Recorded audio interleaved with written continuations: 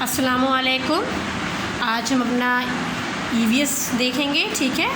और आपको पता है पिछली वीडियोस में ईवीएस का हमारा जो लेसन है वो फिनिश हो चुका है, हम अच्छे से समझ चुके हैं ईट वेल एंड कीप वेल के बारे में। उससे क्वेश्चन आंसर्स भी हो गए हैं। आज हम उसके जो सबसे लास्ट क्वेश्चन है उसे सॉल्व करेंगे, समझेंगे। ओके, चलिए अपनी पेज खोलते हैं। अपना पेज नंबर आप देखें 33 दिख रहा आपको, page number 33। Write about the following, ये सारे टर्म्स हैं। Digestion in the mouth, salting and pickling, canning, vacuum packing, इन सब के बारे में हम समझेंगे क्या क्या चीज़ें हैं, कहाँ यूज़ होती हैं। ओके, और इसके बाद फिर हमारा जो लेसन है वो फिनिश हो जाएगा पूरा। इसके एक्सरसाइज वगैरह सब कुछ फिनिश है और हमारा न्यू लेसन अगला ओपन हो जाएगा। क्लियर है? तो यहाँ पर तो आपकी जगह नहीं है, ये आपको कॉपी में करना पड़ेगा क्योंकि यहाँ पर स्पेस नहीं है, ठीक है। तो मैं आपको कॉपी से ही समझा देती हूँ और अच्छे से समझेंगे क्या है। ओके, चलिए आप देख रहे होंगे, यहाँ पे दिख रहा होगा आपको अच्छे से स्क्रीन पे। हाँ, चलिए। Digestion in the mouth, digestion कहते हैं हाजमे को, और वो माउथ में कैसे होता है, मुंह में कैसे होता है। The mouth is the beginning of the digestive tract. जो माउथ होता है, जो हमारा मुंह होता है, वो क्या होता है, डाइजेशन का जो बिगनिंग वो होता है, ट्रैक्ट होता है, रास्ता होता है। बिगनिंग, शुरुआत। कोई भी चीज़ हम रखते हैं सबसे पहले अपने मुंह में रखते हैं, है ना।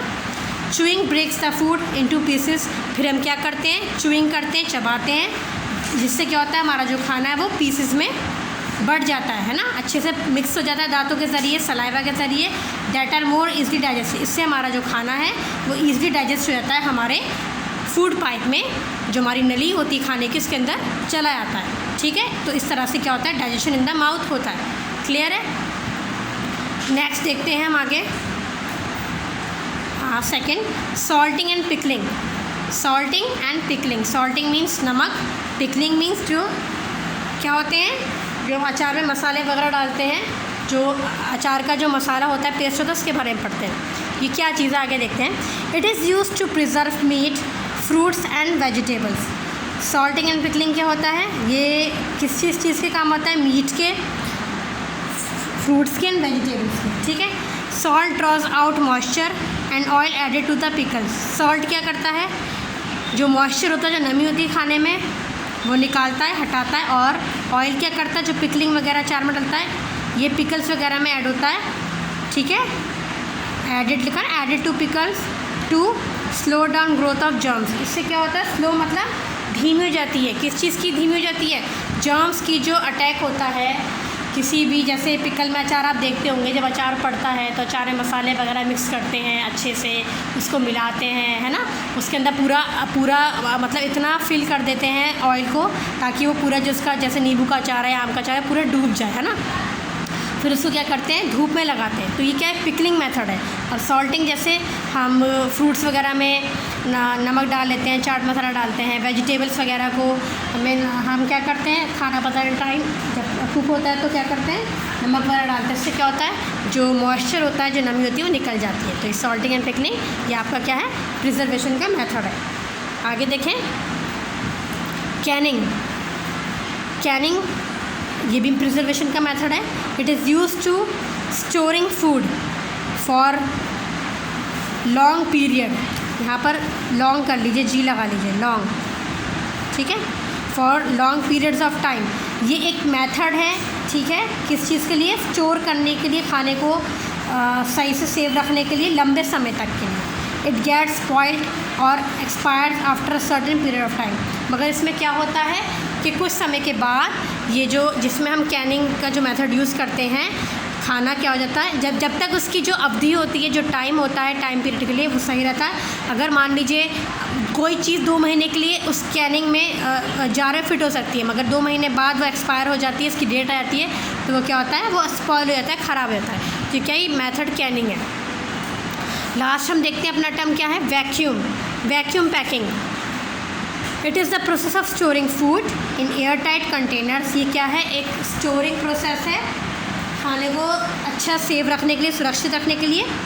और वो किस में होता है, एयर टाइट कंटेनर में। एयर टाइट कंटेनर से आपको पता है आजकल बहुत एयर टाइट कंटेनर होते हैं, हम घर में भी यूज़ करते हैं, मट्ठी वगैरह रखते हैं, बिस्किट्स रखते हैं, है ना, मिक्सचर वगैरह रखते हैं, है ना, नमकीन रखते हैं। तो ये सब क्या है, वैक्यूम पैकिंग होती है। Nuts are mostly preserve through vacuum packing. आजकल जो मार्केट में भी ऐसी पैकिंग आ रही है जिसमें आपके वैक्यूम पैकिंग होती है, जिसमें नट्स वगैरह हैं, मूंगफली हैं, पीनट्स हैं और मसाले वगैरह हैं, वैक्यूम पैकिंग में आ रहे हैं ताकि वो लंबे समय तक के लिए स्टोर हो सकें और इसमें जर्म्स वगैरह, मॉइस्चर वगैरह ना पहुँच सकें।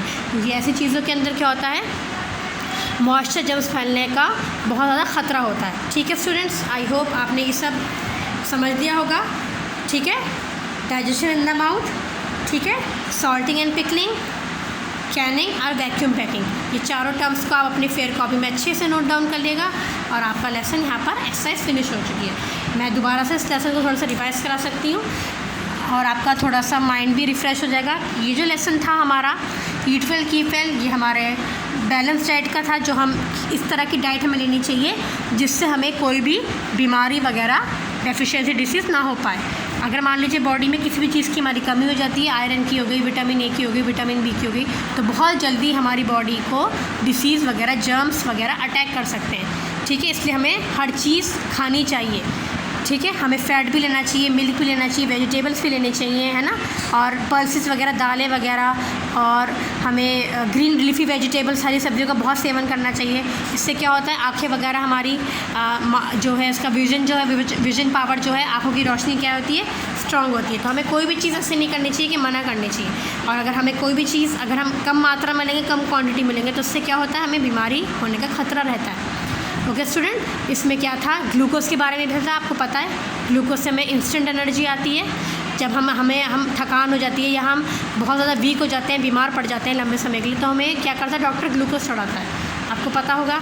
और इसके बाद हमने जो लास्ट में पढ़ा था, मेथड ऑफ प्रिजर्वेशन था, कि अपने खाने को लंबे सुरक्षित समय तक के लिए कैसे रख सकते हैं और कैसे से स्पॉइल होने से, ख़राब होने से बचा सकते हैं। जैसे हमारे बहुत से मेथड्स थे, वैक्यूम है, कैनिंग है, सॉल्टिंग एंड पिकलिंग है ना, रेफ्रिजरेशन है, फ्रीजिंग है, पेस्चराइजेशन है, ये सारे क्या हैं, ये सारे मेथड्स हैं। तो आई होप आपने ये लेसन आपको अच्छे समझ में आ गया होगा और फ्यूचर में हम इस लेसन से ही अपने डाइट का अच्छे से देखभाल कर सकते हैं। और क्योंकि बच्चे, स्टूडेंट्स जो होते हैं, जैसा आप लोग हो, वो बहुत ज़्यादा मिल्क वगैरह, दूध वगैरह लेने में क्या करते हैं, मना करते हैं। तो नहीं, ऐसा नहीं करना चाहिए, क्योंकि आपको पता है milk is a complete food, है ना।